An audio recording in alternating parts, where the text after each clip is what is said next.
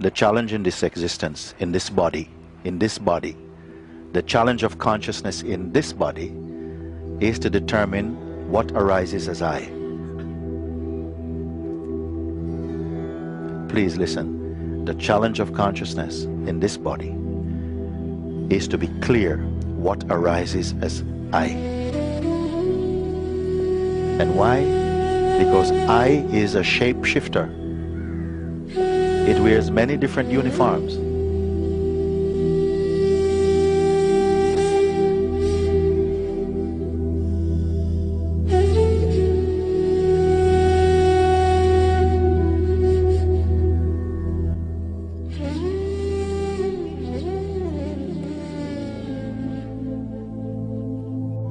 What bothers me all the most of the time when I want to stay in this present state is my thought. Your thought. Yeah. Yes, yes. I mean, I don't believe anything what they're talking to me, but they still come and dreams with me and always brings me out of this state, and I really don't know how to handle this. I think maybe I'm too weak. I'm not strong enough to just stay in that state of silence or in that state of present.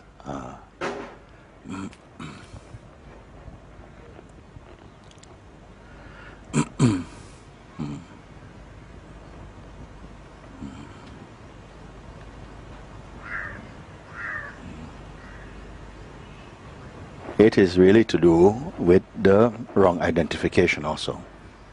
Because however much it might feel that I have to do this, and also you have this thought that a thought can take you out.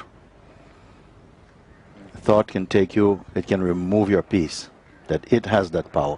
It does not have the power. No thought has power. You have power.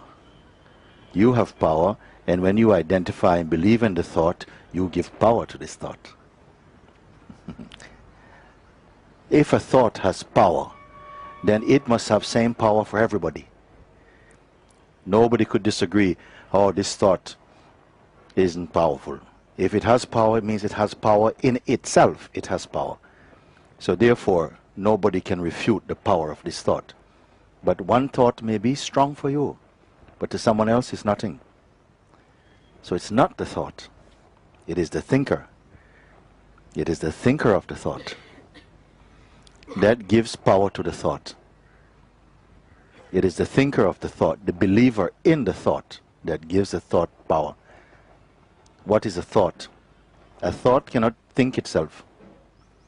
I said before, no thought is self-employed.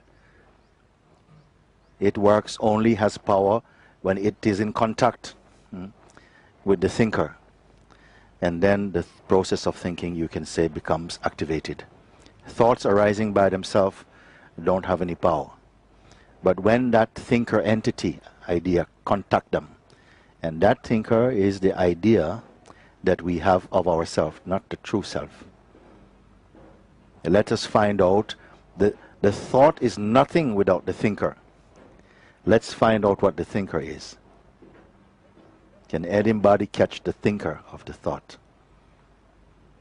Everybody's looking to the thought, oh, look at this one. Oh, no, this one is even more strong. Look at that one. But who is the thinker of the thought? Who is the thinker of the thought? Can anybody find the thinker? Who is thinking thought? The thinker of thoughts is also a thought. The thinker of thought is also a thought. But it's not any regular little thought. It's not no common thought. This is a 5-star thought. Because it is more intimate to the being. Because the thinker of thought also arises as I. I believe, and the thought is causing me trouble. Thought is giving me so much problem. I want something different. I am tired of thoughts. Who is speaking these things? Who is speaking these things? You have to look, not assume. Everybody is assuming. This thinker is me. This thinker is me. And when you say this is me, you don't question, because you assume this is a fact. But here in satsang it is questioned. Can you find the thinker? Nowhere else in the world anyone is asking you, who is the thinker? Investigate the thinker. Why? Because the thinker is assumed to be what I am. Here it will not do. We're looking. Huh? Many things that we think we know is only what you assume. You have not experienced, not clarified for yourself. So this one, this thinker of thoughts, which presently feels intimately to be yourself, to the extent that it feels, but how can I be a thought? Because I want to get rid of thought. Huh? How can I be a thought when I want to get rid of thought? So who is going to question this? I want to get rid of thought, so how can I be a thought? So this assumption stays hidden. It is hidden until you find out. Yeah. How are you going to find out? First, find if the thinker can be found. Keep quiet. See where the thoughts are rising from. Who is speaking them? Something says, oh, I'm so tired. I'm so tired. Who is speaking them? Look and see if you can find it. It is not easy at first because you're unaccustomed to this type of question. We're used to asking questions which have an objective quality about it. Like, what color are these flowers? Ah, this one is sort of like red, and this one is so off-white. These are sort of objective questions, objective answers. But who is the one perceiving them? You say, well, it's me. Yes, but precisely what you mean by me. What is me? Who? Something inside feels, how dare you ask this question? You make me uncomfortable. Huh? Because nobody in the life asks me this question, who am I? I am I. Yeah, I is what? Oh, no, you make me uncomfortable. But here we begin to look, and something else is happening. And I encourage you, keep on looking. Because all the confusion in the world came because you missed the point. Misidentification caused all this trouble. Now we are going to look. And just out of looking, not fixing, not changing, just looking clearly, something is going to change. The orientation of seeing is going to change. A little twist of attention is going to cause big difference for you. Don't assume,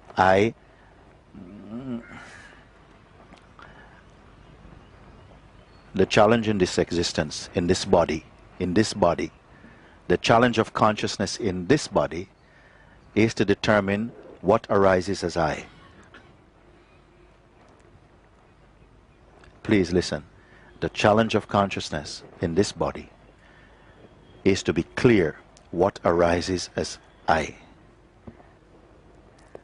And why? Because I is a shapeshifter. It wears many different uniforms. God says, I. The devil also says, I. You say, I. Is it same I? You have to find out. Now something arises. I am tired of the thoughts. They trouble me. This one is very subtle. Nobody looks, nobody questions. Very subtle. Who will question? He's been honest. He's been honest. He's been truthful. We respect this. No, but who is I?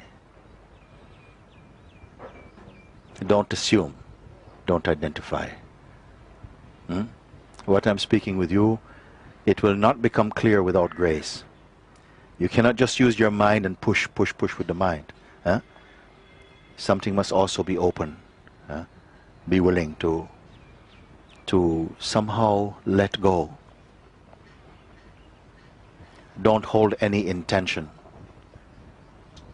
Don't hold any definition of yourself. You have to be willing to find out cleanly, like this question is being heard for the first time. Then we see what is found.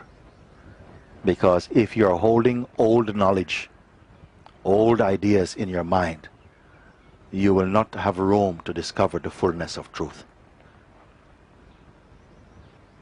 if we are holding on to old ideas, drawing a sense of security, of protection, but also holding on to vulnerability by holding on to old ideas because you think I have to know something, I have to hold on to something, because if I hold on to nothing, what happens to me?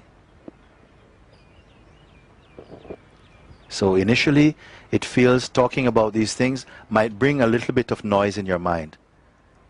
Talking about these things, oh my God, you know, it sounds complicated. It sounds complicated to the mind because of the utter simplicity of what I'm talking about, what I'm pointing to. I'm pointing to that in you which is not constructed of thought, which itself observe thought, observe emotion, observe time, observe universe, observe belief, observe doubt, observe sadness, observes joy. All of these things are seen. Who is the seer of them? Now we have just exposed an idea that perhaps the idea of yourself as the thinker of thoughts and the doer of actions, if looked for, you may find it's only thought. It's mostly thought. It's mostly an identity based on thought.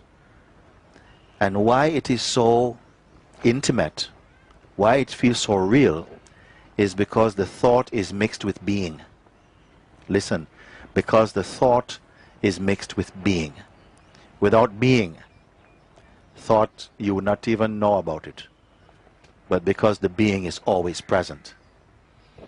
And it's this blend of being and identity with thought, and the identity with thought is giving off this confusion. I have to go through it and say these things.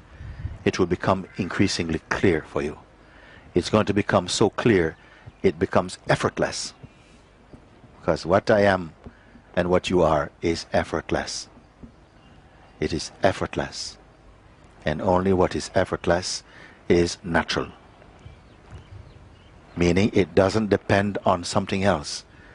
It is shining by itself. And you are that. You are that. It is a good thing to hear this. But it will not be fulfilled until somehow it is confirmed inside you. And this confirmation comes through grace also. And grace is present.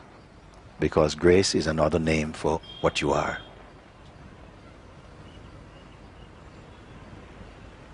I don't want to teach you techniques.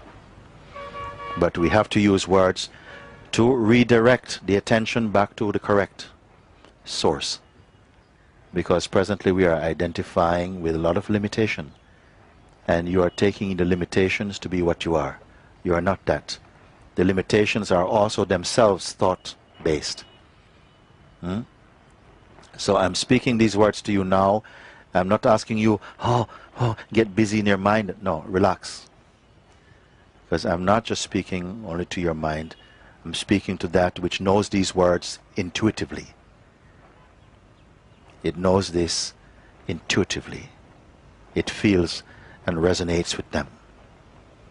Yeah. And gradually this will come more clear by itself. You see.